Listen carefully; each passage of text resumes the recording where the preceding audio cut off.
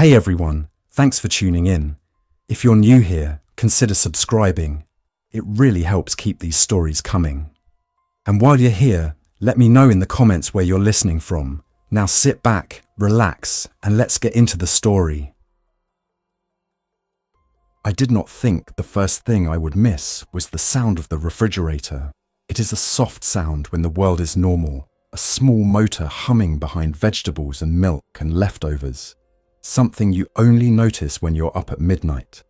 I had built my own small grid, so I would never hear that sound stop. For years, I worried about a nationwide power outage, a cyber attack, a large storm, an electrical system failure that would knock out the grid for a long time. I spent weekends running cables through conduit, lifting panels onto rails with a harness and a ratchet strap, and pouring a concrete pad for the standby generator that I set inside a walled enclosure with an intake and an exhaust baffle to reduce noise. I logged every change in a spiral notebook: battery voltages, diesel rotations, oil changes, inverter tests, antenna checks. I set up my amateur radio station in the upstairs bedroom that had once been my father's office. He had left the maps, and I left the maps too, tacked to the wall with pushpins and a string line, showing where our property runs down to the creek and then out past the old cornfield. I live 5 miles west of Dalton, Pennsylvania, in a farmhouse that my grandparents built. The tree line to the north is hemlock and oak. The driveway is a long gravel strip that forks near the road. If you take the right fork, you end up at the old barn I converted into a workshop. If you take the left fork, you come to the house, a white 2-story with a covered porch and 3 solar arrays facing south at a 35-degree angle. Between the barn and the house is a small tower, 30 feet of galvanized steel lattice with guy wires that holds a wind turbine the size of a bicycle wheel. It is not a big machine, but it makes enough power on windy nights that it tops up the batteries and keeps the inverter online without asking the generator to start. I am 35 years old. I worked as an electrical technician from the time I was 19. After a decade of commercial work, lighting retrofits, control panels, motor starters, I started taking side jobs installing off-grid systems for cabins in Wayne and Susquehanna counties. I bought panels during discounts and took them home after I finished the customers' jobs. I bought used batteries from a telecom company that was upgrading. I rebuilt them one by one, equalizing the cells and testing the specific gravity with a hydrometer. When lithium iron phosphate batteries fell in price, I added a bank of those too and kept the old lead-acid bank as a secondary reserve behind a separate inverter. The diesel tank came later, buried and vented, 2,000 gallons with a hand pump and a water separator on the fill line. I treated the fuel with a stabilizer. Every 6 months, I ran the generator under load for an hour to circulate and test. I kept 3 oil filters, 3 air filters, and 2 spare belts on the shelf.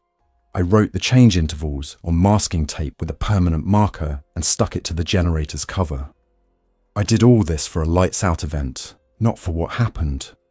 The news broke on a Thursday morning, late September, a clear day with a light breeze out of the west that turned the turbine lazily. I was in the workshop changing the hydraulic fluid on the log splitter because the ash tree down near the creek had a dead branch that I wanted to cut before winter. My phone started to buzz with notifications from a local news app I never opened. The first alert said, "Hospital incidents reported in Scranton, multiple injuries." The next said, "State police ask public to avoid downtown hospitals." A third said, "Governor announces state of emergency." The words moved fast. By noon, the anchors on the television were avoiding certain words, but the footage made it clear. There were people who were not acting like themselves. I turned off the television. I walked outside and listened. The highway, US Route 6, runs a mile south of us. I could hear the distant sound of traffic changing speed in waves, like the wind through trees. I called my neighbor Tom, who runs a small excavator and snowplow service. He did not answer. I called my cousin in Scranton. She said she was taking her kids home from school. She sounded steady, and then the phone cut out. I tried 3 times and got nothing. I stood on the porch and looked down the driveway toward the road and the gate. The gate is a metal farm gate on two 6x6 posts set in concrete. I had always left it open unless I was moving equipment.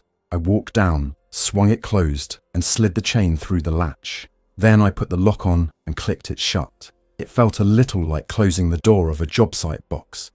The way the metal meets the metal with a firm sound that means you have made a choice.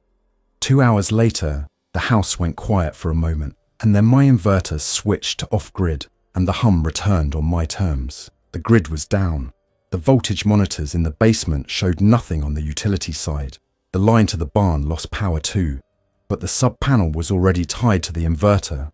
Nothing changed for me. Lights stayed on. The freezer compressor started like normal. The well pump cycled. But when I stepped onto the porch that night and turned off my own lights for a minute, the dark around the property felt complete. No glow from Dalton, no dome over Scranton to the southeast. Only stars and the red marker lights from the cell tower on Abington Hill, blinking through the trees. 30 seconds later, those lights went out too. I had spent years imagining that I would feel calm when this happened. The opposite was true. When the grid failed, my house was the only light in a valley of black. I had installed blackout curtains, but the seams leak. The cracks around a door frame leak. Refrigerator light leaks when you open the door. A flashlight beam leaks under a shade. I switched to red bulbs in the rooms facing the road and taped around the edges of the curtains. I put foam gaskets on the doors. I shut off the porch light and locked the deadbolts. I went to the basement and lowered the inverter output to the minimum that would still keep the freezer cold and the communications gear online. I pulled the generator start switch to manual so it would not start on its own and reveal its location with sound. That first night was the longest I have lived through. Around 11, I heard a car slow down on the road. After a minute, I heard feet on gravel. I turned on the driveway camera and saw two figures at the gate. The infrared floodlight showed them as pale shapes. They stood there. Then one of them shook the gate with a hand, tested the lock, and called out, "Hello?" I did not answer. They were not angry. They did not seem to be in danger. They talked in low voices for a while. Then a noise came from the woods across the road. Maybe a deer running, maybe a branch. And the two figures froze and turned their heads like animals. They did not speak.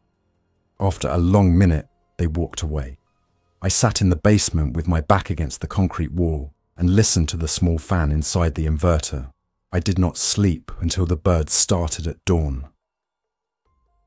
On day 2, the phone networks dropped to nothing. The weather was clear.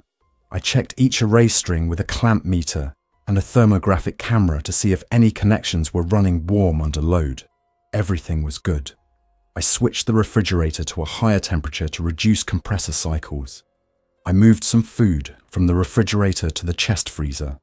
I put a block of ice made in a silicone mold into the refrigerator to keep it cool and reduce the load. I filled every jug I had with water. The well pump runs on electricity, but parts break. I changed the oil on the generator even though it did not need it. I laid out the spare parts on the bench where I could see them. I tested the wind turbine brake and cleaned its terminals, then greased the yaw bearing. I climbed the tower and looked out over the valley. Smoke rose in a thin column from the direction of Factoryville. The highway was quiet. In the other direction, far to the southeast, a darker smear rose where Scranton sits. On the amateur radio bands, the high-frequency bands where signals bounce off layers of the atmosphere, and the very high-frequency band we use for line of sight, there was always someone. I checked the emergency channel on 2 meters, 146.520 megahertz. Most of the time, it was quiet. Every hour, someone in Binghamton or someone near Wilkes-Barre would call out with a status report. A man in Elmira talked about a fire. A woman in the Poconos said she was moving her family to a friend's cabin. I put my call sign out twice that day and kept my messages short. There is a tone to a channel when people are scared. The quiet spots get quiet in a different way. You listen more. At night, I kept the house dark and sat with the radio volume low, a notebook and a small red light. I turned the driveway cameras on motion detection only. At 2 in the morning, The camera buzzed on my desk. The screen showed the gate and a shape standing in front of it facing the house. It did not move. It stood there for 30 minutes. Once, a small animal ran through the weeds by the road, and the shape turned its head in a quick, abrupt way that made the hair on my arms move. I raised the night vision binoculars and looked through the window. The shape was a man wearing a jacket. He held the gate with his left hand. He did not try to climb. He did not call out. At some point, a second shape appeared behind him, stepped into him, and they both fell in a slow tangle like people tripping on a stair. The noise was not loud, a muffled thump, but it sent me back from the window. When I looked again, they were both on the ground. One of them pushed to hands and knees, rose and turned not toward the road, but toward the house, with that same sudden focus. I shut the interior light. I waited. After a long time, they were gone. The next morning, on day 3, someone pounded on my back door just after sunrise. I froze. The person said, "Hello?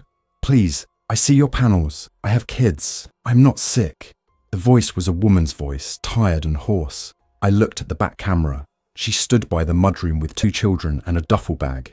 The older child wore a baseball cap. The younger held a stuffed animal. No one else was in the frame. They had come from the woodside, not from the road. I walked to the door and spoke through it. "What do you need?" "Water," she said. "A place to stay for one night. We have food. We have no light. I will work. I will clean. Please." I told them to wait. I went to the barn and opened the side door to the detached garage. There is a room inside I had used for tools when I did my own brake jobs. It has a small window and a heavy door. It is not connected to the house. I had power to it through a sub-panel. I ran a heavy extension cord to it and plugged in a small ceramic space heater and a light bulb with red film over it. I set a 5-gallon water jug on a crate. I grabbed a bin of freeze-dried meals and a small propane stove and a carbon monoxide alarm. I brought a bucket, a toilet seat cover for the bucket, contractor bags, and a box of cat litter for a temporary solution. Then I walked back to the house, put on my rain jacket, and stepped outside with my hands open and down. The woman introduced herself as Lynn. She was a school nurse from Glenburn. The boy in the baseball cap was her son, Tyler, age 11. The younger was her daughter, Abby, age 8. She showed me their hands. She turned her head slowly to show me her eyes and neck. There were no scratches, no bites. She stood well back while I looked. Then she did the same to me, the mouth pressed to a thin line of politeness. She explained that they had been in their farmhouse with her husband and a neighbor. During the second night, someone broke a window and they all ran. She lost her husband on the drive. She did not want to talk about that. They had slept in the woods the previous night because they were afraid of the road. I told them I had a room in the garage. I told her I did not allow anyone in the house. I said they could charge their flashlights and their small radio. I said they could stay one night and then we would talk. Lynn said thank you 3 times. She did not cry. She led the children to the garage. The boy looked at the panels and asked if they made enough for a toaster. I told him they could, but we were going to use a pan for toast because the pan would not draw as many watts, and we were keeping loads low so the system would not cycle the battery bank too hard. He nodded like it made sense. We set rules. No lights visible outside at night. No flashlights pointed towards windows. No cooking smells after sunset. No talking outside. I gave them a small bottle of alcohol-based hand sanitizer and asked them to use it when they came in from outside and to tell me about any symptoms of illness. I explained that the infected were drawn to motion and sound and maybe to light. They had seen the same. We agreed that if anyone approached, they would stay inside the garage, turn off the heater and the light, and wait for me to tell them what to do. On day 4, I set up motion sensors tied to my camera system at the edge of the tree line, a full circle. The sensors were powered by a 12-volt supply from the barn and had a narrow beam. When they saw motion, they would power a red indicator inside the house and chirp my radio. I added a small floodlight on the driveway that I could trigger remotely. The light was bright enough to make anyone on the road look away for a second. I mounted it inside a box with a narrow slit so the light would not scatter into the sky. At noon, I walked the fence near the gate and added a second chain. On the high side of the property, where the old tractor path goes towards the adjacent property line, I strung a thin line between trees at ankle height and tied empty tins with a handful of pebbles in each. If someone pushed through, I would hear the rattle. This was not the best alarm, but it was silent until triggered and weatherproof. Lynn cleaned the garage and then asked for work. I had a bag of beans that needed sorting and a bag of rice that needed to be portioned into jars with oxygen absorbers to keep them dry. She and the kids sat at the workbench and weighed rice on a scale and wrote the date on painter's tape. I felt a small relief to see the labels go on the jars, the writing neat, the routine of the task, covering the fear for a while. Just before dusk, the first infected person came into the yard. He came from the road, climbing the pasture fence. He moved in a jerked way, fast at first, then stopping and standing, watching, then fast again. He reached the side yard and turned his head toward the house, as if someone had called his name. He wore a plaid shirt and jeans. He had work boots. He did not call out. I watched from the upstairs window. I had a rifle on the sill, a small caliber one, a Ruger 10-20 with a scope, and subsonic rounds that do not make as much noise. The shot was clean into a wooden backstop I had mounted near the driveway for sighting. The man fell. There was no loud sound of a firearm report. There was a soft clap as the bullet hit the backstop. The infected man lay still. The sound drew another shape out of the trees. I did not want to use more rounds than I had to. I waited. After a minute, the second one turned and went back into the trees. I did not move the body until morning. I did not sleep that night. I sat at the top of the stairs with the rifle across my knees and counted how many steps it was to the basement if I needed to move fast. On day 5, I dug a trench near the far fence and covered the man after checking his pockets for identification. There was a wallet. His name was Mark. He had $22, a gasoline receipt, and a union card. I placed the wallet in a bag and wrote down the name and the date and the location. I did not know who would ever read that. It felt like a right thing to do. The days settled into a schedule that kept me from falling apart. In the morning, I walked the fence and checked the alarm tins and the motion sensors. I checked the solar array wiring for animal damage. I checked the wind turbine brake. I looked at the battery voltage and wrote it down, and then compared it to the previous day and to the weather. I ran the generator for 20 minutes every third day to cycle it and keep oil on the parts even if the batteries did not need a charge. I rotated diesel from the buried tank into a 5-gallon metal can and then into the generator so the fuel in the line would be fresh. I ran the well pump long enough to fill a 50-gallon fresh water barrel and then shut it off again. Lynn washed clothes by hand using a bucket and a plunger with holes drilled through it. The kids dried clothes on a line in the garage. In the afternoon, I tested the radio. Twice a day, I listened on the emergency frequency. Some days, no one came on. Some days, a voice I did not know would say that the road into Tunkhannock was blocked. The voices felt further away as the days went on. On the high-frequency bands, I heard a volunteer in Ohio reading messages in a list, like a bulletin. He sounded tired. By day 8, people had learned there was a house with power west of Dalton. I do not know how. Maybe they saw the panels out in the yard in daylight. Maybe someone saw the light leak. Maybe they followed someone who had come past. That evening, a man and a woman stood at the gate and asked for fuel. I do not trade fuel. I told them I could not help with that. They asked for food. I set 2 cans on the ground 10 feet inside the gate and stepped back. They reached through the bars, could not reach them, and then stepped back like they had expected that outcome. They said thank you. They left. Later that night, someone else came in a hurry. He ran to the gate, out of breath, then saw the chain and threw himself up on the bars to try to climb it. I hit the remote floodlight. He fell back and covered his eyes and shouted something like, "What is wrong with you?" Then he looked behind himself. 2 figures were coming down the road from the east. He ran west, hugging the ditch, and disappeared into the trees. The two figures reached the gate, stopped, and tilted their heads in that abrupt way, and then they stood there for a long time. When the wind turned, I could hear the sound they made, not words, not calls, but the same sound a person makes when they are breathing after running, except this breathing never turned into words.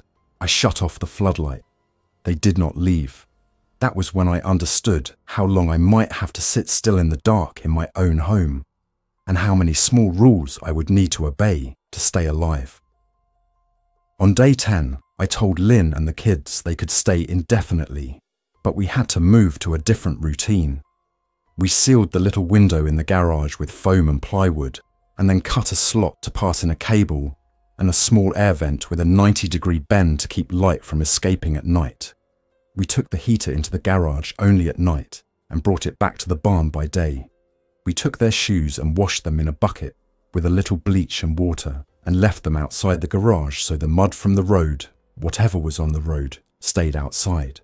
I showed Tyler how to pull the rope that turns the wind turbine's brake on if I yelled for it so it would not spin while I was working on the mast. I showed Abby how to read the battery state of charge on the monitor and how to call me on the little handheld radio if the number dropped below a threshold. She liked the numbers. She made a chart on a piece of cardboard and drew a sun when the numbers went up and a cloud when they went down. The weather turned cooler and the wind increased. The wind turbine made a steady sound at night that I could barely hear inside. Not a whine, more like a steady brush. I learned to love it. It meant I did not have to run the generator. The generator is a Cummins 20 kilowatt standby. It has a sound enclosure, and I built a wall around that, but it still makes a sound you can hear from the road if you are listening in the quiet. I used it only early in the afternoon when the wind was up and the highway had a little noise and the birds were louder. I confirmed the exhaust baffle was working and the intake openings were clear so the engine would not run hot. I checked the battery that starts the generator. I cleaned the ground connection. I know how many seconds it takes to start. 9 seconds. I timed it every time, and if it took longer than 10 seconds, I would stop it and check again.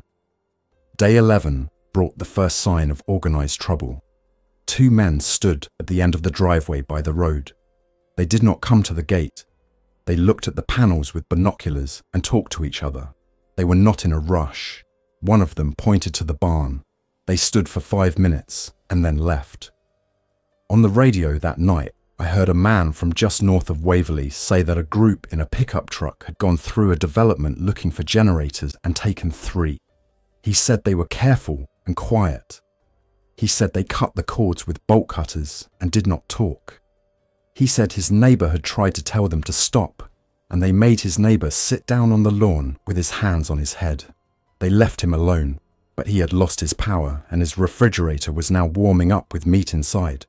The man on the radio said he was going to try to move the meat into jars in a water bath on a propane stove. He did not say his name. I wrote that down in the notebook as a reminder to stop using the exterior outlet by the barn. I shut that circuit off at the panel. On day 12, I set a practice plan with Lynn in case we had to leave the property. We set a time that each of us would need to move from the garage to the truck, how many items we could take, and which items. We made a small cache in the trees, water, a first aid kit, a compact radio, a small pack of food, a foil blanket, a folding saw, a roll of tape, in case we could not get back to the buildings. I showed Lynn the truck keys and where I kept the spare. We tested the truck, a 4-wheel drive pickup with a locking box and a rack for fuel cans. I kept that vehicle pointed toward the driveway in the barn with the doors closed and the battery on a small maintenance charger that draws from the inverter. I wrote down the time it takes to open the barn doors by hand without noise. It is slower than hitting the switch, but the motor makes a sound you can hear from the house 2 properties down if the wind is right. We practiced in the afternoon when the wind was up. On day 14, we had our first quiet morning in a while. The wind was steady. The battery grew from 62% to 84% without the generator. It felt like money saved. We made oatmeal on the propane stove in the garage and added a handful of raisins to the kids' bowls. Then, just before noon, the driveway sensor pinged. I looked at the monitor. A white pickup truck had turned into the fork and stopped at the gate. 3 men got out. I could see one of them holding a folded piece of paper. They looked at the house for a long minute. Then the one with the paper raised his hand as if to knock on a door and shouted, "We need fuel," he said. "You're the only person around here with anything that runs. We have families. We will pay with tools and with propane. We know what you have." I did not answer. Lynn stood behind me. I raised a finger for her to go back to the garage. She shook her head and did not move. I kept watching. The man at the gate held the paper up like it was a badge. He was not law enforcement. He was thin and in his mid-30s, with a short beard and an orange cap. The other 2 men looked everywhere except at the house. They scanned the edges of the property and the tree line. When they did look at the house, it was a quick, darting glance. That is how a person looks when they are waiting for a sound. "I cannot help you," I shouted, keeping my voice level. "Please leave. There are infected nearby. You are not safe on the road." "We will come back tonight," the man said. "It will be easier then. Talk it over." They got in the pickup and swung around and drove east. When they passed the bend where the road runs under the row of tall pines, the brake lights glowed red for a second as they slowed to look back. Then they were gone. The sound of their engine faded. There was a long quiet after that. I went to the basement and checked my list. I knew this would happen. People need fuel. People ask nicely first. They assess how you respond. They prefer to take without a fight. They come back when they think it will be one-sided. If they are cautious, they watch first. If they are not cautious, they just come. The cautious ones are the ones that worry me. I changed the generator start switch to manual. I moved my fuel cans from the rack into the trench I had dug behind the barn and covered it with plywood, then soil, then raked leaves over it. I relabeled the empty fuel can rack in the barn with used oil tags. I moved the ladder used to access the solar array rails to the far side of the barn and chained it to a beam. I checked the rifle I keep by the upstairs window. I checked the shotgun in the closet and put the sling on it. I checked the small first aid kit and added a tourniquet and a sterile bandage and a roll of gauze. I put a pair of gloves in my pocket, not for medical use, but to avoid leaving fingerprints on metal that will be cold overnight. At dusk, I called Tyler and Abby into the garage and told them we were going to make it a quiet night with a game of cards in the dark. They were braver than I expected. Kids sometimes adapt better than adults because they accept the rules without arguing. Lynn asked if I wanted her to sit in the house with me. I told her to stay with the kids and to keep the radio on channel 3. I set my handheld radio to scan between channel 3 and my base station frequency. I turned the base station volume down until I could barely hear it and kept the handheld at normal volume. If anyone keyed channel 3, the handheld would beep. I put on dark clothes and a baseball cap and a pair of ear protectors around my neck. I wore old running shoes because boots make more sound on wood. I shut off every light in the house. I waited. Just after 10, the driveway camera showed headlights on the road. They shut off before reaching the gate. The truck rolled silently down the last 20 yards, gravel crunching. The 3 men got out. One of them carried a bag. Another carried a short tool handles, bolt cutters. They worked at the chain quietly. The man with the bag looked toward the house and then turned his head the other way and looked for a long time toward the tree line. The bag man slipped a bottle out of the bag and a rag. He moved with practice. I felt the moment open up around me, the way time feels when there is only one path you can take and it is not the one you wanted. I put on the ear protectors and dropped to the basement and threw the transfer switch that cuts power to every exterior circuit at once. The yard went black. Inside the garage, the small heater and the light went off because they were on the same circuit by design. My inverter kept running the refrigerator and the radios because those are on a separate interior circuit. I picked up the small night vision binoculars and the remote for the spotlight and went up the back stair. In the dark, my fingers knew every step. I reached the upstairs window that faces the driveway. I opened the shade an inch and raised the binoculars. The men were inside the gate now, 2 of them moving toward the barn. The bagman standing near the driveway, his face turned toward the house, as if he was trying to hear through the glass. I held the spotlight remote.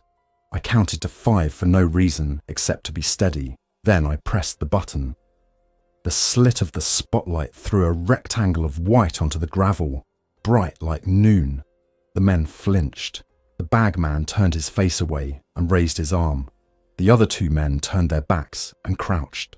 I held the light steady on the driveway and waited. The bagman barked a word at one of the men, and that man moved sideways along the barn wall like he was going to circle behind the house. I switched off the spotlight. The rectangle disappeared. I moved to the other window that faces the field and waited 10 seconds. The man came into view along the barn wall. I pressed the other remote. The second spotlight turned on from the barn eave with the slit pointed down at his feet. He jumped back and stepped into a metal bucket and fell. He scrambled. He did not swear. He was tuned to quiet. I switched the light off again. The quiet did not last. A soft thump came from the far side of the yard near the road. I looked back at the driveway camera. A small group, 4, maybe 5, of infected, had drifted down the road, drawn by the earlier sound of the truck on gravel or the light. The man at the barn did not see them at first. The bagman did. He hissed at the others and moved for the gate.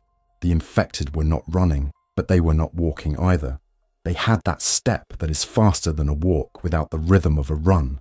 They entered the driveway, and then they stopped all at once and turned toward the sound of the man kicking the bucket. The bagman grabbed the chain at the gate and pulled, but he had put the chain through the wrong way.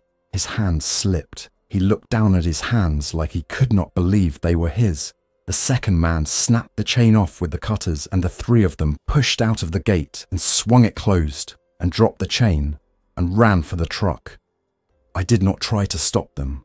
I did not want to fight inside my gate. I watched them drive east without headlights. The infected turned and walked along the fence. One of them grabbed the wire and pressed her face against it like she wanted to smell the wood post. She stayed like that for a long time, pressing slowly. The rest scattered into the field and stood among the weeds like statues. I shut the shades and sat on the floor and listened for the radio. After a while, my handheld beeped once. It was Lynn on channel 3 with a voice that was steady and very quiet. "We are good." On the morning of day 18, I found a blackened patch by the gate where the bagman had tried to light a bottle with a rag, but failed when the light hit him. The gravel was warm under a thin layer of soot. I poured a bucket of water on it. I took the bolt cutter marks on the chain as a lesson and added a second chain inside the gate that did not reach an arm through the bars and a cable lock around the post. I moved the generator service switch from manual to off, then added a small padlock through its handle so it could not be switched back on by a person who did not know the code. I took down the barn's exterior light entirely and put a metal plate over the box. I dug a trench from the barn to the tree line and ran a new line in conduit that branched to 3 fake junction boxes near old stumps. Inside one box, I hid a small battery with a motion switch that triggered a recording of a generator starting. I did not know if it would be useful. It made me feel better to make something that was under my control. The next 2 days were a slow tightening of small rules. We cooked only at midday when the wind was up, or on days when the sun pushed the batteries over 80%. We did not boil water after dark. We ate cold at night. We set a jar of water in the sun by day to warm for washing, then brought it in an hour before sunset. We stopped using the driveway nearest the road and started walking the long way around the back when we had to move anything between the barn and the house. We practiced leaving the property quietly at dawn by the fence line. We prepositioned a small bag of gear behind the Miller farmstone wall at the property corner where the hedgerow starts. Each change made the house less comfortable and the property feel more like a hide than a home. On day 20, the weather changed, wind died, the batteries sagged. I topped them with the generator for 15 minutes, enough to keep the refrigerator cold without pushing the state of charge too low. The usual noise discipline felt inadequate now that the raiders had come once and might come again. I added a muffler extension to the generator exhaust and hung a sound-absorbing mat on the inside of the enclosure. leaving the vents clear so the engine would not overheat. The exhaust gases exit through a brick-lined box with an elbow that vents to a small stack at the back wall of the enclosure. I checked it for cracks. I put my hand near the elbow and felt for leaks. Everything was good. On the radio that night, a voice calling from outside Clark's Summit said that a group with a white pickup was moving through again. He said they were asking for fuel. He said they had been turned away in 4 places. He said he heard a shot, then nothing. His voice shook once and then held steady. He said he was telling people to hide their lights, to make their homes look dark even in daytime, to move panels from rooftops if possible. When he signed off, he left the mic keyed for a long minute like he had forgotten. The open carrier sound, a soft hiss, filled the room. I could hear the wind in his background. Then the carrier clicked off. On day 21, I made the decision I had hoped I would not have to make. I moved the main solar array off the house rail and relocated half the panels to the roof of the small machine shed in the stand of pines 200 yards north of the barn. The shed is lower than the house and partly screened by trees. The panels would not get perfect sun there, and they would draw attention if someone walked that far in, but they would be harder to see from the road. I kept the rest of the panels on the ground racks in the lower field, but set a camo net above them that I had used for shade when I was working in August. From the road, if you knew to look, you could still see them. But if you were driving fast or worried about your own problems, you would not see anything. I kept all the rail attachments and the clamps in a labelled box, so I could undo and redo this move quickly if I had to break down and leave. Lynn helped with the wiring, holding a headlamp with red film and feeding cable ties. Tyler fetched wrenches and laid them on the roof in a line, so I would not lose them in the pine needles. Abby asked why we were moving the panels if the place where they were worked fine. I told her that some solutions work fine until the way people behave changes, and then the best solution is not the one that makes the most power. It is the one that makes a little less power, but keeps the people you love off the path where trouble walks. She accepted that answer. At night, I lay on the floor between the 2 upstairs windows and set the rifle on a folded towel and watched. The infected came less often now that the raiders were not banging on the gate. Sometimes one would come out of the trees and stand and tilt ahead. They seemed to come less in wind and more in still conditions. I kept notes. I do not know if my observations were real or if I wanted patterns, because patterns help a person feel like they can make a plan. Day 23 began with geese flying in a low V over the field. The sound is a good sound, like normal life. Then, around mid-morning, the long driveway sensor tripped. Only once, a fast chirp. I waited. A minute later, it tripped again. I looked at the monitor. A figure in a grey hoodie moved along the ditch by the road. The person stopped at the gate and knelt and looked at the chain and the cable. He looked like one of the men from the pickup, but I could not be sure. He stood and scanned the trees. Then he walked past the gate and went west. The sensor tripped once more when he passed the property line. I kept my routine. At noon, I used the generator to bring the batteries up a little. I stood by the enclosure with my hand on the exhaust box. 12 minutes, 13. I brought the batteries to 70% and then shut the generator down. The quiet felt heavy. I sat on the porch in the shadow and looked at the road through the gap in the lilacs. A minute later, I saw a flash of white between the trees. A truck passed west to east slowly with its headlights off. It did not stop. I stood and went inside and closed the door without letting it latch loud. On day 24, we held a drill. I told Lynn to sit in the garage with the kids and listen to the radio.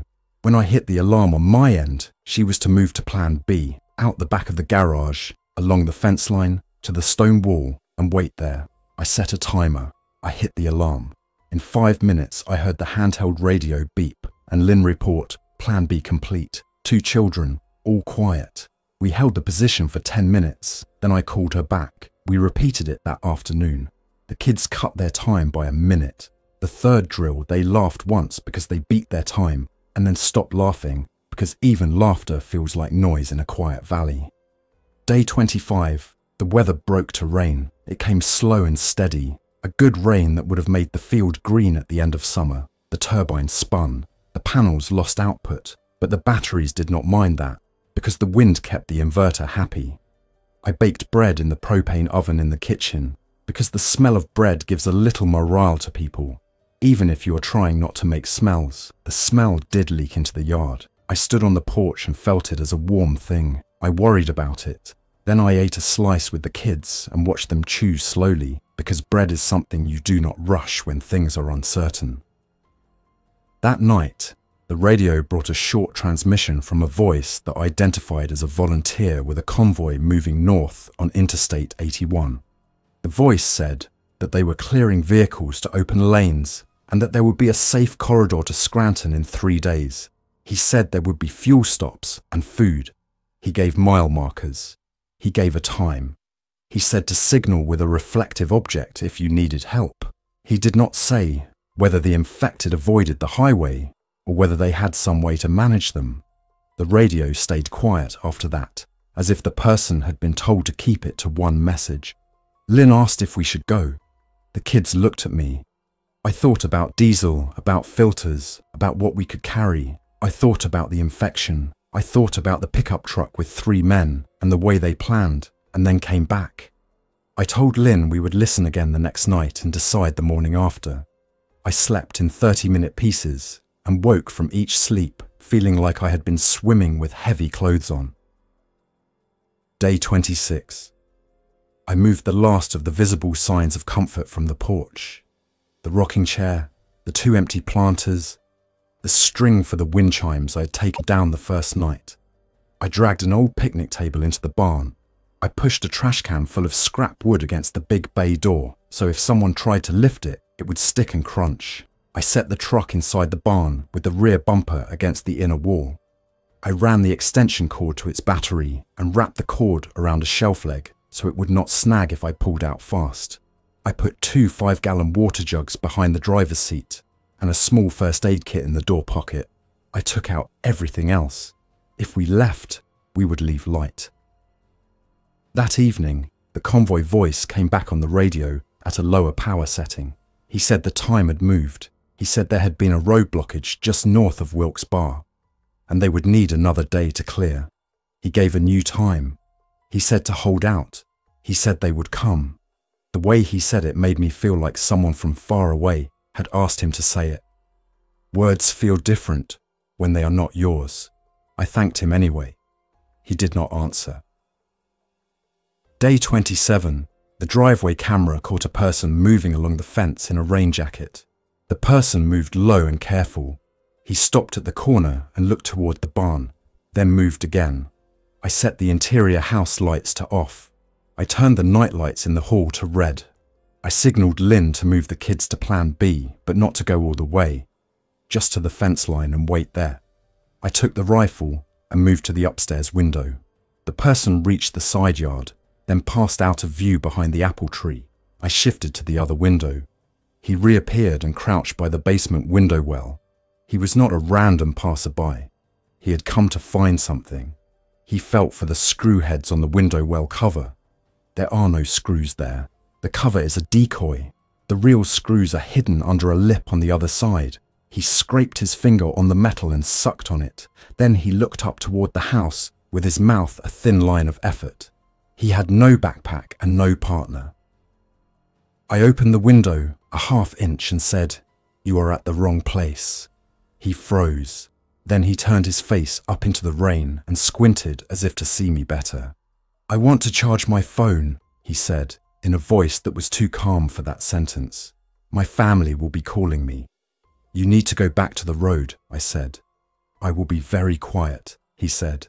"I just want to sit inside for an hour." "You need to go," I said.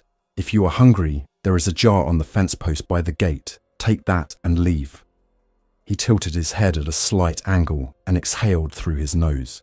Then he looked at the window well cover again and ran his fingernails along the edge as if it was a puzzle he could solve without looking. I switched to the other window, opened it a crack and said, "The people who were here with the pickup are not welcome. If you are with them, you should tell them not to come back." He did not move for a second. Then he stood and walked away toward the road. I watched until he reached the fence. He did not go to the gate. He went over the fence and into the ditch. He moved east, low and steady, like someone who spends time outside. Night settled, rain softened. I sat with the radio. Around 1 in the morning, the sensor by the tree line to the north triggered twice. Then 10 minutes passed. Then it triggered again. I looked at the monitor in time to see shadows flow between the trees. Infected. They were not moving toward the house. They were moving along the fence toward the gate. Another sensor triggered near the road. I let the recorders run. The shapes reached the gate and stood there. One of them pressed its face to the bar. Another put its hands through the bars as if to push, then stood with arms extended, expression neutral. They were quiet. After a long time, they drifted away like fog settling.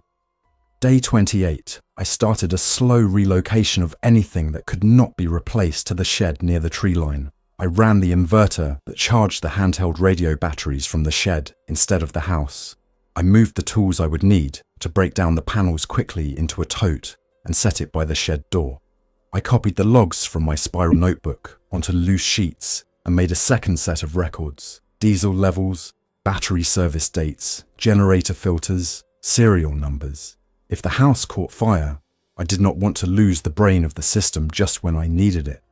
I wrote a letter to no one, a list of what I had seen, where the closest well caps are on neighbouring properties, where the county emergency storage yard sits behind the municipal building in Clark Summit, what keys live on the hook by the kitchen door, and how to start the generator.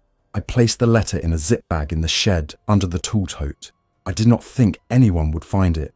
It mattered to do it because it meant the place could still help someone, even if it stopped helping me. On day 29, the radio announced the convoy again, now with a new time and a request that people gather at major intersections to be picked up. Everything about that plan sounded like the right answer for a normal disaster. For this disaster, I heard only risk. Gathering meant sound and motion. The convoy meant sound and motion. The highway meant funnels and little places to turn around.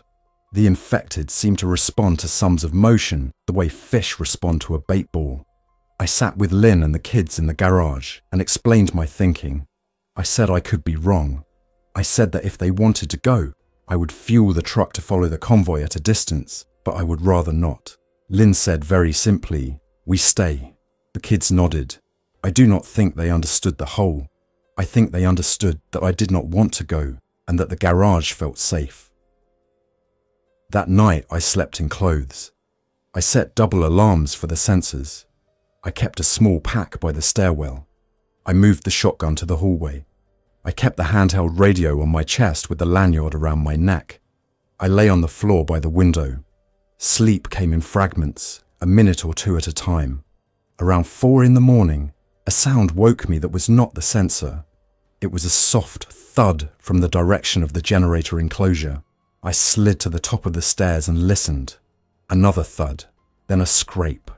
Someone was testing the door to the generator wall. I raised the night vision, moved to the bedroom window that looks toward the enclosure, and in the green glow, I saw a figure crouched by the corner where the intake vent is. He had a small flashlight in his teeth, with a piece of red film over it. He was unscrewing the vent cover. He did not look toward the house. He worked slow and patient. He had been here before. This was the careful one. I pressed the basement panic switch that kills power to the generator starter battery relay circuit. If he did get inside and try to start it, he would not be able to. I moved to the back door and stepped out onto the porch in my socks and stood in the deeper dark. I raised the handheld and pressed the button twice to give Lynn the agreed signal. Stay put and do not move. Then I moved along the side of the house to the corner of the generator wall. The figure had the vent cover off now. He was reaching inside for the hinged baffle that keeps weather out. I took one step forward and said quietly, "Stop there." He froze. He did not whirl. He did not shout. He pulled his hand back and held it up and slow turned his head toward me. "We need to talk," he said, as if we were two people negotiating a contract about a tractor. "Step back from the wall," I said. He stepped back. He kept his hands up. Up close, he looked thinner than the last time I had seen him. His cheekbones stood out. His eyes were in shadow under the cap. He wore gloves. He had no weapon that I could see, but that is not what settled it. It was the way he worked first and talked second. "You cannot take this," I said. "Touching the ventilation can cause a fire. The diesel tank is near here. You do not want to do this." "I want the starter battery," he said, very calm. "You have 3. I only need 1. I will leave the generator alone. I do not want fire either." "You do not come on this property," I said. "Will you trade?" he asked. "I have tools. I will fix the dent I made by your barn." "If you come here again," I said, "you will not leave." It came out flat. I was surprised at the sound of my voice. He studied me in the near dark like a person memorizing a face. Then he nodded once. He stepped back slow, hands still up, and went along the wall and into the shadows. I did not follow. I waited until I could not hear him. I waited longer. I stepped to the enclosure and replaced the vent cover and tightened the screws. I stood and looked at the wood and the concrete and the padlock and the small daily marks that a place wears like a pair of boots. I walked the fence once and then went inside and sat on the stairs until the light through the east window turned grey. Day 30 began quiet. The wind came back a little. The battery rose to 70% by noon. The kids drew a map of the property and put little markers they had made from cardboard to show where the sensors were, and where the cache near the stone wall lay, and where the small shed sat among the pines. They drew a little figure with a cap at the generator wall and wrote a caption that said, "Bad idea." Lynn laughed softly. It was the first laugh I had heard her make without then catching herself to throttle it down. In the afternoon, I cleaned the radios. I wiped them with a dry cloth and checked the antenna connections. I checked the coaxial cables, where they enter the house, to make sure the weatherproof tape was still holding. I wrote my call sign on a card and taped it near the radio in the garage so Lynn could read it if she had to call out alone. I opened the log and looked at the first entry from day 1. The handwriting is steadier at the beginning. Now the letters lean because I write at the end of long days with less light. At dusk, I turned off the red bulbs and sat in the stairs with the handheld radio and the base radio on low. I set the microphone near my mouth. I waited until the second star showed above the tree line. Then I took a breath and pressed the key. "This is station KX19, I said, reading the call sign I have used for years that now felt like a name from another life. "Day 30, we are safe. We have food. We have water. We have power that we cannot show. The grid is down within the limits of what we can hear. There are fewer cars on Route 6 now. The noise you make will reach further than you think. If you can hear this, do not use outside lights. Use red light only inside. Cook at midday. Move your panels off the roof if people can see them from the road. Look like a place with nothing left. If you have power, use it to keep what is necessary cold and run a radio, and that is all. If you need to move, go early with the wind in the trees to cover your noise. If you see a convoy, be careful. Sound and movement draw trouble." I paused. I could hear wind in the trees, not in the radio, but here at the house. I looked toward the door, where the small draft moves under it, and thought about adding a strip of weather seal tomorrow. The grid's gone. The cities are quiet. Light is not a sign of safety anymore. It is a signpost. Turn it off if you can. Go dark. The only power worth keeping is the kind no one else can see.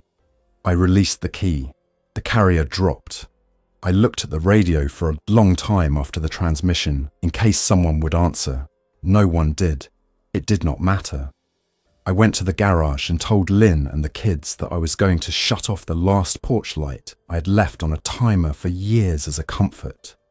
I walked outside, stood for a minute, and looked at the porch, the wood I had sanded last summer, the screw I had replaced in the railing, the empty planters by the steps. I turned the switch and heard nothing. Because the light had been off for 30 days, I smiled anyway. Some habits you keep just to keep them. We ate quietly. After the kids fell asleep, Lynn asked me if this was the plan going forward. Hide the light, Save the sound for when it matters. Keep the batteries between 50 and 80%. Move panels when the leaves fall. Dig a second trench and move fuel during a rain. Be kind to people until you are sure that kindness will not hurt the people who live here. Broadcast sometimes in case someone good is listening. Yes, I said. That is the plan. It is not the world I thought we would have, but it is ours, and we can make it work. I sat on the porch steps in the dark, long after she went back to the garage to sleep near the children. The wind turned the little turbine. The batteries ticked up 1%. The refrigerator compressor cycled without announcing itself to anyone beyond the walls. The house was a shadow among shadows.